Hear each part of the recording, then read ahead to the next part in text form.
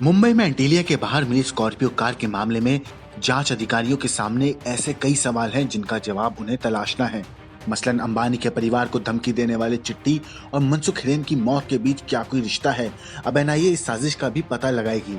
पहले Mumbai crime branch, crime unit, फिर ATS और अब एनआईए। जिस तेजी से इस केस में जांच एजेंसियां बदल रही हैं, उसी से अंदाजा लगाया जा सकता है कि ये मामला कितना गंभीर है।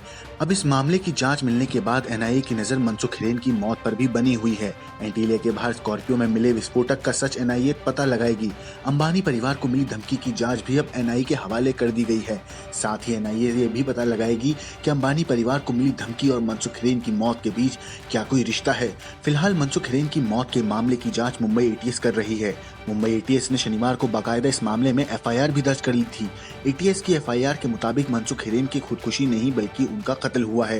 लिहाजा मनसुख की पत्नी विमला की शिकायत पर एटीएस ने धारा 302 यानी कत्ल, 201 यानी सबूतों से छेड़छाड़, धारा 34 यानी एक ही मकसद के लिए कई लोगों की साजिश और 120B के तहत मामला दर्ज किया है। विमला हिरेन की शिकायत के अलावा एटीएस ने आईपीसी की धारा 302 के तहत इसलिए मामला दर्ज किया है क्योंकि शुरुआती पोस्टमार्टम रिपोर्ट में मनसुख के चेहरे और पीठ पर चोट के भी निशान मिले हैं। साबरमती नदी में कूदकर जान देने वाली आयशा की कहानी सामने आने के बाद एक और जहां दहेज के खिलाफ आवाज तेज हो गई है, वहीं दूसरी तरफ यूपी के बदायूं में एक युवती ने दहेज की डिमांड के चलते अपनी जान दे दी। अहमदाबाद की आयशा के बाद अब बदायूं की शमा दहेज के दानव का शिकार बन गई। जानकारी के मुताबिक ये घटना बदायूं के सरकारी जंगल गाँव की है। जानकारी के मुताबिक ये घटना बदायूं के सकरी जंगल गाँव की है। गांव की युवती शमा और अतीक एक दूसरे को प्यार करते थे। दोनों के संबंधों की जानकारी जब उनके परिवार को हुई तो परिजनों ने उनके प्रेम को निकाह की मोहर लगाना ही मुनासिब समझा।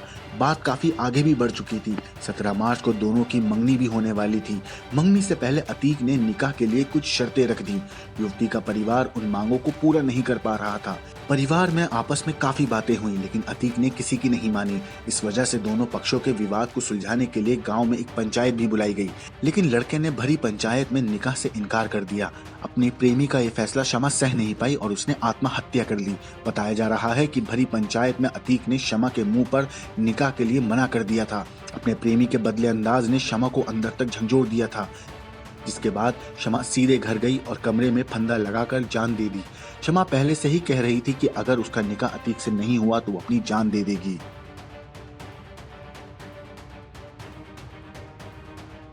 उत्तर प्रदेश के मोहनलालगंज से बीजेपी सांसद कौशल किशोर सिंह के छोटे बेटे आयुष पर गोली चलाए जाने के मामले में हर दिन नया नया मोड़ आ रहा है।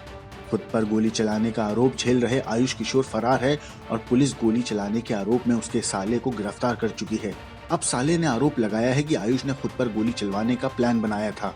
अब इस आरोप के बाद एक तरफ जहां आयुष ने वीडियो जारी कर सफाई दी है कि उसकी पत्नी अंकिता सिंह ने उसे फंसाया है, वहीं अंकिता सिंह आरोप लगा रही है कि सांसद का परिवार उन्हें अपनाने को तैयार नहीं है और मारने की साजिश रच रहा है। आयुष ने एक वीडियो जारी कर बताया कि मैं सरेंडर कर दूंगा, मैंने कोई गलत काम नहीं किया है, मैंने खुद को गोली नहीं मरवाई। अगर मैं उस दिन घर के अंदर होता तो मेरी हत्या हो जाती। मुझे खाने में नशा दिया गया था, मैं 3 दिन लगातार नशे में रहा। लखनऊ से निकलने के बाद मैं 3 दिनों तक नशे में था। मैंने अपना इलाज करवाया, आज भी मेरी दिमागी हालत ठीक नहीं है। उस लड़की ने मुझे पागल बना दिया। आयुष ने एक और वीडियो जारी कर बताया कि 6 महीने पहले तक वो शान से जीता था, लेकिन इस लड़की ने उसे ऐसा फंसाया कि पूरी जिंदगी बर्बाद हो गई।